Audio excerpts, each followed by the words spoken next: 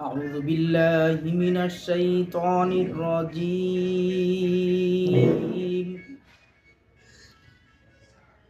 بسم الله الرحمن الرحيم.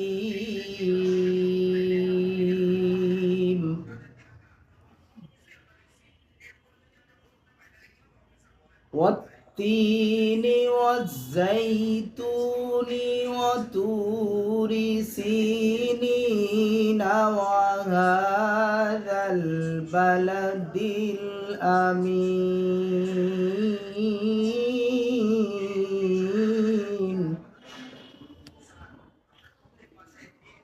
لقد خلقنا الإنسان